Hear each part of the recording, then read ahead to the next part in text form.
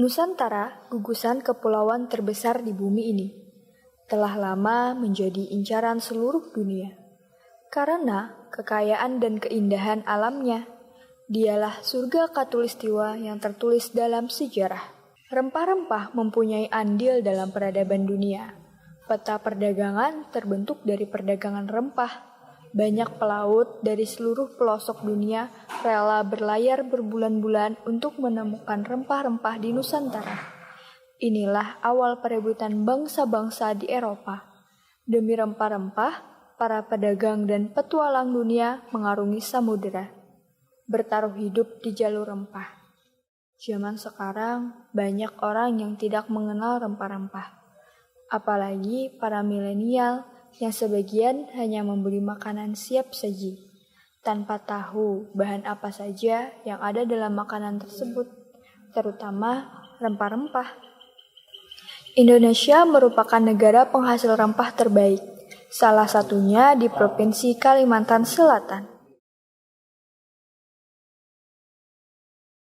Kalimantan Selatan memiliki berbagai macam rempah khas, di antaranya kapulaga, cengkeh, kayu manis, pala, kemiri, dan lain-lain.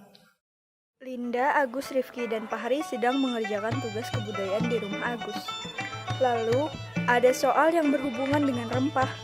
Mereka bingung bagaimana menjawab soal tersebut karena mereka termasuk anak milenial yang acuh tak acuh akan hal ini.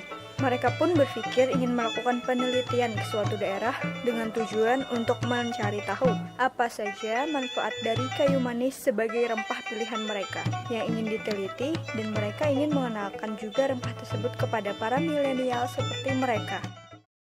Guys, gimana kita jadi gak nih cari tahu tentang manfaat dan kegunaan kayu manis? Soalnya kalau cari di internet aja kan kita gak tahu proses pembuatannya secara langsung. Ngapain sih capek-capek penelitian cuma buat nyari tahu tentang kayu manis? Dinda, kayu manis itu rempah-rempah asli dari Indonesia, bahkan dibudidayakan di daerah kita sendiri. Iya, Lin. Bahkan alasan bangsa Eropa datang ke Indonesia adalah untuk merebut rempah-rempah. Ya udah deh, iya, aku ikut aja. Gas lah, jadi kita kemana nih? Pamanku punya kebun kayu manis di Kandangan. Gimana kalau kita kesana aja? Gak kejauhan. Apa sih arti sebuah jarak demi ilmu? Weh, tumben mesti bijak. Ya udahlah, nggak usah kebanyakan ngomong, langsung gas aja kita. Ntar woi, kita pulang ke rumah masing-masing dulu buat siap-siap, sekalian minta izin ke orang tua. Iya, aku juga mau makan dulu nih. Gimana kita kumpulnya jam 2 aja?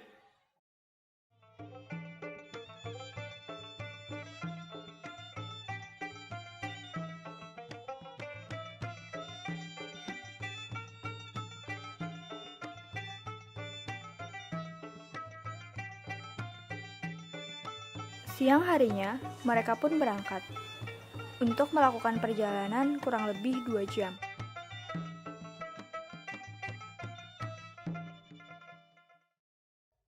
Sesampainya di sana, mereka langsung menghampiri pamannya Agus dan meminta izin untuk mengeksplor tentang kayu manis. Pamannya Agus sangat bersedia untuk mengenalkan kayu manis kepada anak-anak milenial ini. Mereka langsung diajak oleh pamannya Agus untuk ke kebun dan melihat langsung pohon kayu manis. Ternyata, pohon kayu manis seperti halnya pohon-pohon lain, dan yang diambil menjadi kayu manis adalah kulit dari pohon tersebut. Nah, jadi ini dengan ngarannya kayu manis nih nah. Nah, ciri-cirinya mun sudah tua tuh batangnya panau kayaknya. Buahnya balumot kayaknya. Lawan daunnya warnanya kayaknya nah, kalau sudah dipanen tua artinya. Nah, ini kira-kira batangnya umur 6 tahunan hanya. Wah, baru tahu nih paman. Kirain bentuk kayu manis kayak yang orang jual di pasaran. Kada dingainya tuh diperiksa dulu atau dikuak bahasa kaminya. Nah, dikuak. Nah, habis itu kita itih kandel kadanya kulitnya. Nah, amun kandel kalau lingcar berarti kalau ditabang. Nah, ditabang habis ditabang tuh hanya kita kulite. Sebelum mengulit itu kita ukur dulu. Nah, ukurannya tuh kanaya kira-kira kanaya lah. Nah, 2 kilan. Nah, habis itu kita ukur nah. Ukur di sana. Tuh hanyar gitu sampai ke atas nah. Hanyar kita kuyak. Habis dikuyak tuh kulit luarnya nih kita karik sampai milis supaya hilangan nah panau-panaunya nih nah.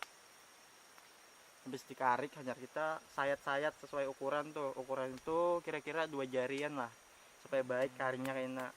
Nah, amunnya sudah habis kita sayat, hanya kita jamur. Menjamur tuh gin tergantung kandal kadanya kulitnya. Amunnya kandal bisa 2 hari atau 3 hari hanya karing nih guys. Tapi amunnya kainanya tipis aja kira-kira 2 jam atau 3 jam gin karing nih. Bagaimana Paman cara kita mengetahui kayu manis sudah bisa dijual di pasar? Nah, ini tuh dia ciri-cirinya tuh nang kalau dijual ke pasar tuh sudah karing, nah sudah dijamur. Lawan namanya kita patah tuh nah babunya mengaripok kan nah. Nah, artinya kalau dijual sudah ke pasar tuh. Namanya nang layo atau masih belum karing tuh kada kalau dijual karena murah orang menukari. Wah gitu ya Paman. Terus bagaimana cara kita merawat kayu manis ini dan butuh waktu berapa lama agar bisa dipanen Paman? Menanam tuh tanahnya harus nang gambur nang kadua pasir. Lawan harus direngai terus juga. Sekira kada tagah. Namanya sudah berumur 2 tahunan tuh kalau dipupuk dah setahun 2 kali. Lawan namanya panennya tuh bisa sampai 15 tahunan Bang. Tapi serancak orang tuh 6 sampai 7 tahun kan sudah dipanen orang. Namanya sudah batangnya gandal, lawan kulitnya kandal. Lama juga ya Paman, butuh kesabaran ekstra. Apa bedanya kayu manis yang dihasilkan di daerah sini dibanding dengan daerah lain, Paman? Namun itu tuh dingnya sama aja Bang. Palingan cara penanaman lawan tanahnya nang belain. Kalau tentang pemasaran kayu manis, gimana ya Paman? Pemasarannya tuh dingnya tergantung banyaknya. Punya 5 pikulan ke atas tuh kalau dibawa ke pembalantikan atau pengumpul. Habis itu hanya dibawa orang ke luar daerah sampai ke luar negeri. Tapi yang punya sedikit aja, kami itu biasanya langsung dijual ke pasar aja Bang. Wah, pemasarannya sudah luas ya Paman. Terus, apa saja kegunaan dari kayu manis, Paman? Kegunaannya tuh dingnya banyak. Gasan sambal, gasan bertradisional jamu, gasan campuran rokok, gasan bahan kecantikan. Nah, kalau ibun pian hendak bungas kalau cobai pakai kayu manis kan harat nih. Nah, habis itu yang hanyar nanti ada dulu orang sirup dingnya. Kalau hendak mencobai di Lok Sadu banyak orang menjual. Biasanya apa sih pengaruh kayu manis terhadap makanan Paman? Itu tuh dingnya kegunaannya gasan sambal tuh supaya harum, lawan kalau menghilangkan bau ganyir. Mensetahu Paman itu aja Bang. Lapar apa penting? Nah, ayo kita belikan. Kalau ti Aceh lawan Linda sudah imah bola soto. Dasar Agus, pikiran makan mulu. Mereka pun pulang ke rumah Paman dan membuat soto khas Kalimantan. Tapi, banyak dibantu sama Bibi sih. Setelah soto jadi, Bibi memberikan mereka 2 mangkok besar soto Banjar. Sekilas, soto tersebut terlihat sama. Namun, kata Bibi, soto itu berbeda. Nah, Dingna Bibi mulakan 2 mangkok soto, yang satu pakai kayu manis, yang satu katanya coba resain siapa ya rasanya.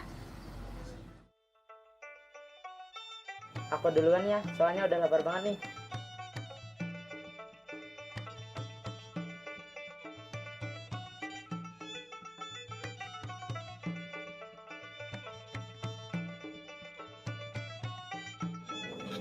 Wah, rasanya emang beda sih. Coba kalian rasain.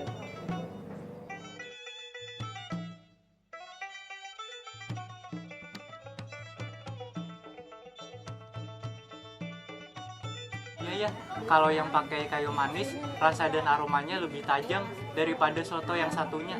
Iya ya, bener sih. Buatan siapa dulu dong? Makasih ya Bi, udah dibuatin. Terima kasih juga Paman udah diajak ke kebun dan udah ngejelasin tentang kayu manis. Kami jadi bertambah ilmu pengetahuan dan wawasannya Paman. Iya sama-sama ding. Paman malah ketujuan pian nak tahu orang kayu manis.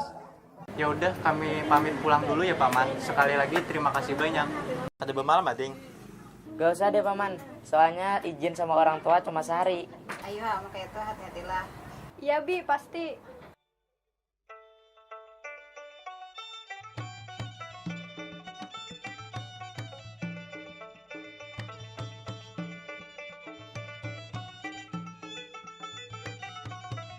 Adang ding.